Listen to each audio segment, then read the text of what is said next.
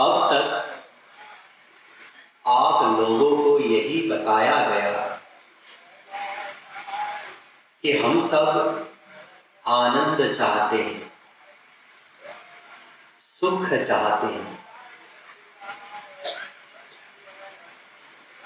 विश्व का प्रत्येक जीव एकमात्र आनंद ही चाहता है और आनंद प्राप्ति के लिए ही निरंतर प्रयत्नशील है, निरंतर कुछ न कुछ कर रहा है।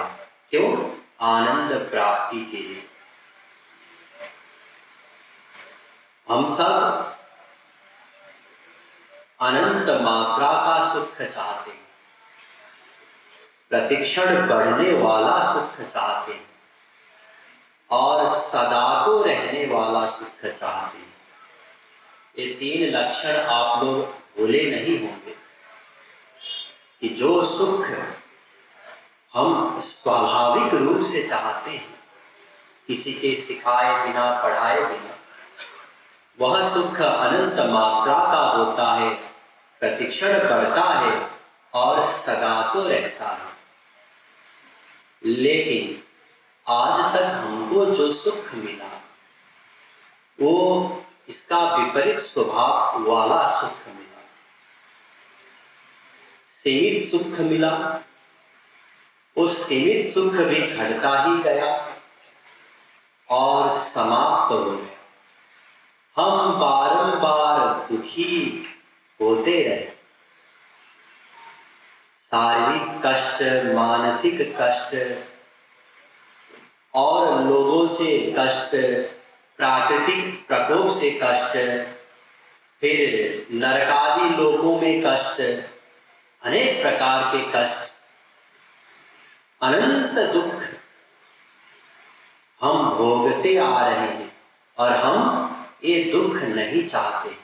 हम तो अनंत सुख चाहते हैं, सदा के लिए सुख चाहते हैं और वो अनंत सुख भी बढ़ता जाए ऐसा हम चाहते हैं।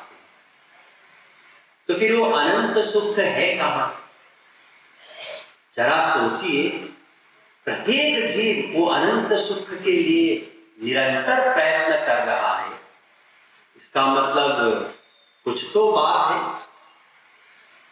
हम वो अनंत सुख जो निरंतर चाहते हैं, वेदों ने कहा वो सुख भगवान ही है।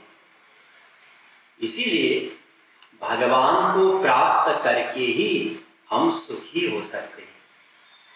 चाहे हम उनको राम कहें, श्याम कहें या आनंद कहें, सुख कहें, एक ही बात है, क्योंकि भगवान और आनंद पर्यायवाची है। ये तो पता चल गया वेदों से कि भगवान ही आनंद है। तो इसीलिए अब तर्क के द्वारा हम ये समझ सकते हैं कि भगवान को प्राप्त करके ही हम सुखी हो सकते हैं। जैसे धनी बनना हो तो धन को प्राप्त करना होगा।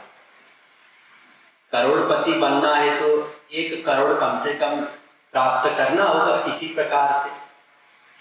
अगर ज्ञानी बनना हो तो ज्ञान प्राप्त करना होगा। इसी प्रकार अगर सुखी बनना हो किसी को तो सुख को प्राप्त करना होगा, मतलब भगवान को प्राप्त करना होगा। भगवान को प्राप्त करके ही हम सुखी हो सकते हैं। लेकिन भगवान तो पहले से प्राप्त है, हमारे अंदर है, बाहर है, हमारे प्रत्येक रोम में समाये हुए। इसलिए कहीं बाहर से प्राप्त नहीं करना है, पहले से प्राप्त है। तो क्या करना होगा? जानना होगा। किसी के पास पारस मणि है पॉकेट में, या कभी कभी हम चश्मा पहनते हैं, ऊपर रख देते हैं और घूमते रहते हैं। चश्मा तो पास में ही है, पहले से प्राप्त है, केवल जानने से मिल जाएगा चश्मा। इसी प्रकार भगवान पहले से प्राप्त है, जैसे ही हम जानेंगे तत्काल भगवान मिल जाएंगे, तत्काल वो अनंत सुख मिल जाएगा। भगवान को जानने में एक बहुत बड़ी समस्या है। क्या है कि हमारे पास जो साधन है जानने के लिए, इंद्रिय, मन और बुद्धि, उससे भगवान परे है। भगवान दिव्य है, इंद्रिय मन बुद्धि प्राकृत है, मायिक है, माया से बने हुए। इसलिए हम प्राकृत इंद्रिय मन बुद्धि द्वारा दिव्य भगवान को नहीं देख सकते हैं, नहीं जान सकते हैं। फिर कैसे जान सकते हैं भगवान को? वेदों ने ही बताया कि जिसके ऊपर भगवान कृपा कर देते हैं वही भगवान को जान सकता है। भगवत कृपा के द्वारा जब भगवान कृपा कर देंगे किसी जीव के ऊपर, फिर अपना दिव्य इंद्रिय मन बुद्धि उसको दे देंगे। फिर उस दिव्य इंद्रिय मन बुद्धि के द्वारा वो जीव भगवान को देख सकता है, सुन सकता है, जान सकता है। ऐसे देखेगा बाटन में, घाटन में, बीथिन में, बेलिन में, सर्वत्र भगवान को देखेगा। एक गोपी कहती है, जित देखो तित श्याम मई है, श्याम मई है, जित देखो तित श्याम मई है, श्याम मई है। श्याम कुंज बन यमुना श्यामा, श्याम गगन घन घटा छई है, श्याम मई है,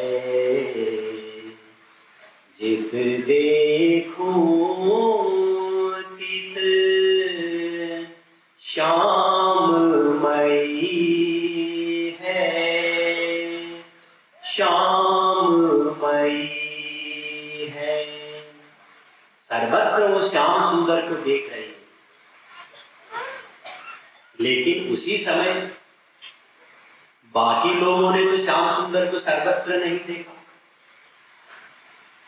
तो जिन्होंने सुना, अच्छा वो गोपी सर्वत्र देखती है श्याम सुंदर को, वो पगला गई है, बावरी हो गई है, फुल मैड है, जो कहती है कि वो नंद का छोरा सर्वत्र दिखता है। तो वो गोपी ने भी सुना कि लोग हमारे बारे में ऐसा सोचते हैं कि हम पागल हो गए हैं। मैं पागल हूं या वे पागल है जो सर्वत्र जो श्री कृष्ण है उनको नहीं देख पाते। मैं बावरी की लोग नहीं की, श्याम पुतरिया बदल गई है, श्याम मई है, जित देखो तित श्याम मई है, श्याम मई है। तो ऐसे ही जब भगवान कृपा कर देंगे हमारे ऊपर, तो हमको सर्वत्र श्री कृष्ण दिखाई पड़ेंगे। सर्वत्र वो अनंत दिव्य सुख उसकी अनुभूति होगी। कैसे? भगवत कृपा के द्वारा। तो भगवान कब कृपा करते हैं, कैसे कृपा करेंगे? शास्त्रों ने बताया, वेदों ने बताया कि सबसे पहले भगवान के शरण में जाना होगा। जब हम भगवान के शरण में जाएंगे तो भगवान हमारे ऊपर कृपा कर देंगे। शरणागति का मतलब है कुछ ना करना, निर्बल होना, मन निरंतर भगवान में लगाना, अनुकूल भाव से, यही शरणागति है।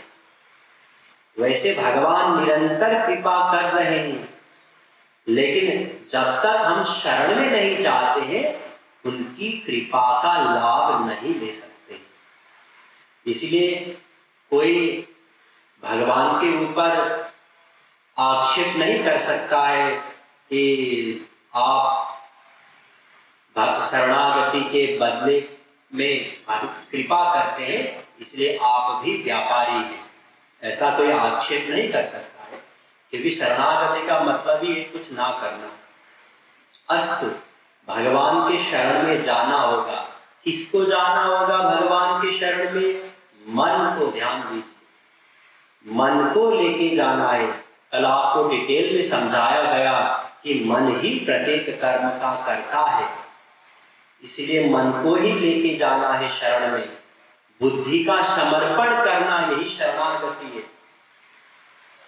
एक गाना है, आप लोगों ने सुना होगा, जो तुमको हो पसंद वही बात कहेंगे, तुम दिन को अगर रात कहो रात कहेंगे, यही शरणागति। शरणागति का मतलब क्या है? अपना जो बुद्धि है उस बुद्धि को समर्पित कर देना गुरु के प्रति, भगवान के प्रति। तो उसके बाद अब हम अपनी बुद्धि से कार्य नहीं करते, अब भगवान की बुद्धि के अनुसार कार्य होगा। जैसे अर्जुन पहले अपनी बुद्धि लगा रहा था, अपनी भी बुद्धि कि हम युद्ध करेंगे तो ऐसा होगा, अधर्म होगा, हम अधर्म नहीं चाहते हैं, हम आपको गुरु मानते हैं। शिष्यस्ते हम साधि माम त्वाम प्रपन्नम, मैं शिष्य हूँ प्रभु, शरण में भी हूँ, ऐसा बोल रहा था और अपनी बुद्धि भी लगा रहा था। तो भगवान कहते हैं कि मन बुद्धि सब मुझ में ही समर्पित कर दो, यही शरणागति है। लेकिन हमारा मन तो अभी बहुत चंचल है, हम कैसे निरंतर भगवान में लगा सकते हैं? अभी तो प्रयत्न जब करते हैं तब भी नहीं लगा पाते हैं। 1 घंटा अगर ध्यान करने के लिए बैठते हैं, कभी ग्रुप ध्यान करने के लिए, तब भी बहुत मुश्किल से 5 मिनट 10 मिनट तो लगता है। तो निरंतर भगवान में हम लगाए, कैसे हो सकता है? कौन सा तरकीब है, उपाय है? तो ये उपाय गुरु समझाएंगे हम। तो गुरु तत्व पर भी कल चर्चा हो गई और आप लोगों को बताया गया कि गुरु श्रोत्रिय ब्रह्मनिष्ठ होना चाहिए। श्रोत्रिय मतलब शास्त्रों का, वेदों का ज्ञान भी हो, और ब्रह्मनिष्ठ मतलब स्वयं भगवान को प्राप्त किया हो, उस अनंत आनंद को पाया हो, ऐसा गुरु हो सकता है। 2 योग्यता कंपलसरी, ध्यान दीजिए, श्रोत्रिय ब्रह्मनिष्ठ, शास्त्रों का ज्ञान भी हो, भगवान को प्राप्त किया हो। अब उसके बाद चाहे वो बूढ़ा हो या बच्चा हो, जेंट्स हो या लेडीज हो, किसी भी भाषा का हो, कहीं का भी हो, कैसा भी वस्त्र पहनता हो, बाल लंबे हैं या छोटे हैं, इन सब चीज बहिरंग चीजों से मतलब नहीं है। गुरु तत्व अंतरंग चीज है, भीतरी चीज है। तो भीतरी चीज क्या है? श्रोत्रिय ब्रह्मनिष्ठ। लेकिन हम ऐसे गुरु को नहीं पहचान सकते। क्यों? क्योंकि जिस प्रकार से एक नर्सरी का स्टूडेंट, विद्यार्थी अपने टीचर की योग्यता नहीं जान सकता है, अभी हम भी वैसे ही है नर्सरी के विद्यार्थी के समान। हम टीचर की योग्यता नहीं जान सकते। जो वास्तविक महापुरुष हैं उनका कार्य दिव्य होता है, और हमारे पास प्राकृतिक इंद्रिय मन बुद्धि है, इसलिए हम उनको नहीं जान सकते। और अगर ढूंढने निकलेंगे गुरु को, तो फिर जैसी हमारी बुद्धि है उसी प्रकार का किसी व्यक्ति को हम गुरु मानेंगे। अगर तमोगुणी बुद्धि है तो तमोगुणी व्यक्ति को गुरु बनाएंगे। रजोगुणी बुद्धि है तो रजोगुणी व्यक्ति को गुरु बनाएंगे। सात्विक बुद्धि है अगर, तो सात्विक व्यक्ति को गुरु बनाएंगे। ढूंढने से गुरु नहीं मिलेंगे तो फिर कैसे मिलेंगे गुरु? कल डिटेल में समझाया गया। जब हम भगवान से पुकार करेंगे रो करके, तब भगवान कृपा करेंगे हमारे ऊपर। तब उनकी कृपा से कोई वास्तविक गुरु, वास्तविक महापुरुष, श्रोत्रिय ब्रह्मनिष्ठ महापुरुष हमें मिल जाएंगे। फिर उनको गुरु मान करके फिर हम आगे बढ़ सकते हैं। तो कैसे माने उनको गुरु? गुरु मानने की तरकीब क्या है? आप लोगों को बताया गया कि गुरु मानने का मतलब ये नहीं है कि हम उनका फोटो एक ले लें, घर में उनका फोटो लगाएं, उनकी आरती करें। ये नहीं है गुरु मानने का मतलब। गुरु मानने का मतलब है अपना जो बुद्धि है वो बुद्धि गुरु को समर्पित कर दे। तद्विद्धि प्रणिपातेन परिप्रश्नेन सेवया, गीता 4:34। भगवान ने कहा प्रणिपात हो जाओ, यही है गुरु मानने का मतलब। समित पाणि श्रोत्रिय ब्रह्मनिष्ठम, मुंडकोपनिषद 1-2-12 वेदों ने कहा समित पाणि होकर के, मतलब मन बुद्धि का समर्पण करके। गुरु की बुद्धि में जोड़ निज बुद्धि, ये करना होगा गुरु मानने का मतलब। अभी हम अपनी बुद्धि के अनुसार कार्य कर रहे हैं, इसलिए हमारे अभी गुरु कौन है? अपनी बुद्धि। ध्यान दीजिए, आप ये मत सोचिए कि हमारे गुरु तो वो है। नहीं, कोई गुरु नहीं है हमारे। हमारे गुरु अभी हमारी बुद्धि है। तो जब हम इस बुद्धि को समर्पित कर देते हैं किसी वास्तविक महापुरुष के प्रति, तब हम उनको गुरु मान रहे हैं। गुरु मानने का मतलब है आज्ञा पालन करना। आज्ञा सम न सुसाहिब सेवा। तुलसीदास जी महाराज ने भी कहा कि गुरु की आज्ञा, उसके समान सेवा और कोई है ही नहीं। तो गुरु का आज्ञा पालन करना, यही है गुरु मानना।